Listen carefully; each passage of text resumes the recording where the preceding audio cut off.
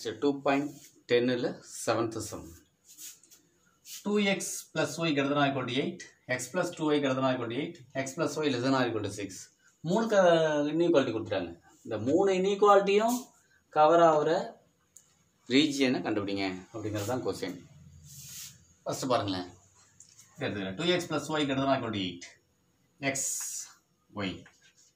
xக்கு value 0 போடுங்க. xக்கு value 0 போட்டிங்கன்னா y ஓட வேல்யூ 8. yக்கு 0 போடுங்க. yக்கு 0 போட்டிங்கன்னா x ஓட வேல்யூ 4.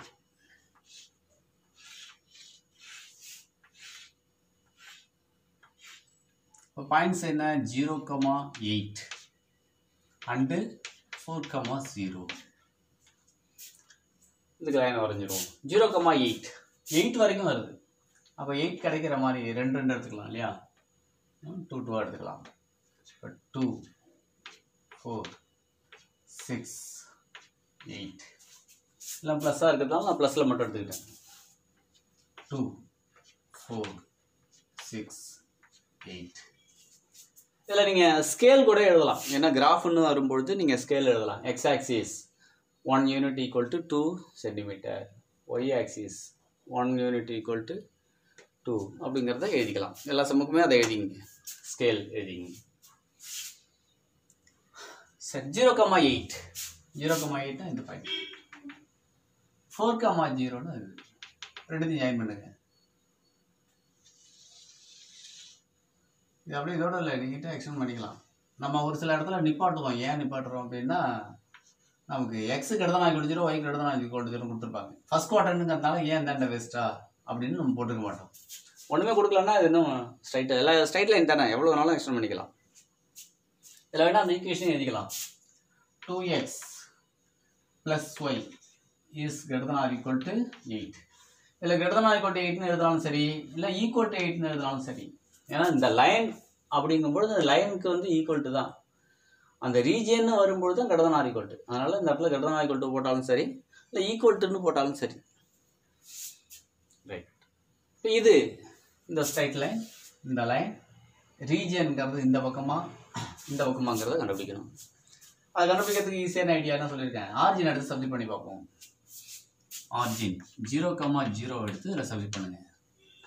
இதில் சப்ஜெக்ட் பண்ணிங்கன்னா இது 0 இது 0. இப்போ 0 greater than or equal to 8 அப்படின்னு கிடைக்கும்.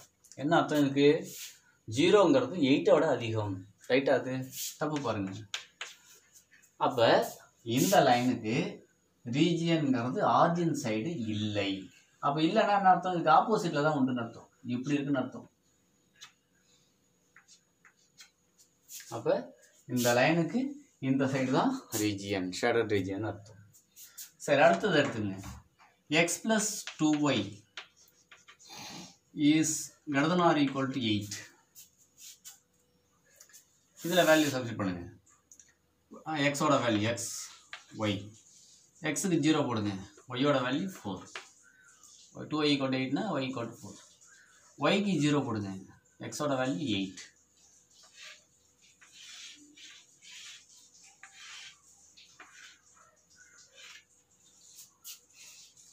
ஸோ இதில் பாயிண்ட் என்ன, 0,4 அண்டு 8,0 அப்படிங்கிறது தான் பாயிண்ட்ஸ். இதை பிளாட் பண்ணுங்கள். 0,4 இந்த பாயிண்ட், 8,0 அப்படின்னு இந்த பாயிண்ட். இது ரெண்டு ஜாயின் பண்ணுங்க. எப்படி எக்ஸ்ட்ரா போயிட்டே இருக்கும். அதே போல் இந்த பக்கம் இதில் கூட இந்த லைனை எழுதிக்கலாம். என்ன லைன் இது, x plus 2y is greater than or equal to 8. இந்த லைனோட ரீஜியனை பார்த்துருவோம். இந்த லைனுக்கு இதே போல் என்ன செய்யலாம், இந்த லைனுக்கு இதுவும் ஆர்ஜின் எடுத்து சப்ஸ்டிட் பண்ணி பார்ப்போம். 0,0 இதை எடுத்து சப்ஸ்டிட் பண்ணிங்கன்னா 0 0. So 0 greater than or equal to 8 அப்படின்ட்டு. இதுக்கு என்ன மீனிங்கு, 0ங்கிறது 8ஐ விட அதிகம் அப்படின்னு வருது. இது தப்பு பாருங்கள். அப்போ இந்த லைனும் ஆர்ஜின் பக்கம் வரல, இந்த பக்கம் வரல.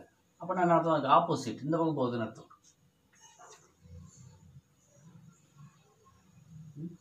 இது இந்த பக்கம் அப்படி போகுதுன்னு அர்த்தம். ஓகேவா? சரி, அடுத்து இன்னொரு லைன் இருக்கு பாருங்க. x plus y less than or equal to 6. அதை எடுத்துங்க. x plus y is less than or equal to 6. இதில் x வேல்யூ y வேல்யூ. xக்கு 0 போடுங்க, y ஓட வேல்யூ 6. yக்கு 0 போடுங்க, x ஓட வேல்யூ 6. இதில் பாயிண்ட்ஸ் என்ன?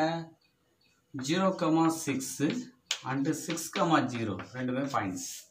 இப்போ 0,6 அப்படின்னா அதோ இருக்கு, 6,0 அப்படின்னா அதோ இருக்கு. இதை எடுத்து ஜாயின் பண்ணுங்க, இதையும் இதையும் இப்படி வருது.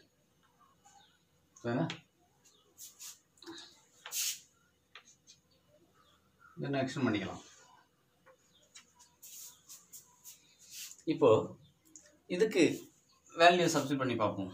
0,0 எடுத்து 0,0 எடுத்து இதில் போட்டிங்கனாக்கா 0 less than or equal to 6. இதுக்கு என்ன meaning? 0 less than or equal to 6னா 0வோட 6 அதிகம்னு அர்த்தம். ரைட் தானே? இது கரெக்ட். அப்படின்னா என்ன அர்த்தம்? இப்போ நம்ம புதுசாக போட்ட இந்த லைன் கூட பேர் எழுதிக்கலாம். x plus y இங்கே எழுதிக்குவோம். இதில் இங்கே எழுதிக்கிறேன். x plus y is less than or equal to 6. x plus y less than or equal to 6. தெரியலையா? நம்ம கீழே கூட எழுதிக்கலாம். x plus y less than or equal to 6. இப்போ நம்ம புதுசாக போட்ட இந்த லைனுக்கு ரீஜன் இந்த பக்கம் இருக்கா இந்த பக்கம் இருக்கான்றத கண்டுபிடிக்கும். அது கண்டுபிடிக்கிறதுக்கு இந்த லைனுக்கு அதே 0,0 போடும்போது நமக்கு என்ன கிடைச்சிருக்குது? கரெக்டுன்னு கிடைக்குது. அப்போ இந்த லைனை பொறுத்த வரைக்கும் ஷேடட் ரீஜன் ஆரிஜினை நோக்கி வருது, இப்படி வருது.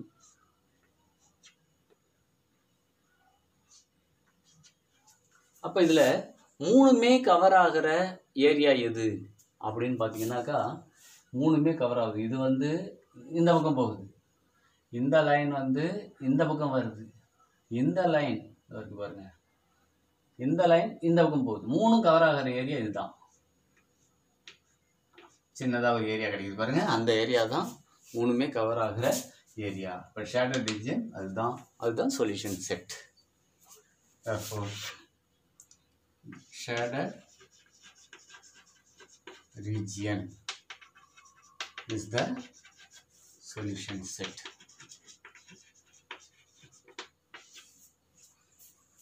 இதை நீங்கள் கிராஃபில் இந்த யூனிட் 2 வைக்காமல் 1 வச்சிங்கன்னு வச்சுங்களேன், இந்த ஏரியா கொஞ்சம் பெரிய லெவலில் பார்த்தீங்கன்னா அழகாக தெரியும். இப்போ இதில் ரொம்ப சின்னதாக இருக்கு இல்லையா?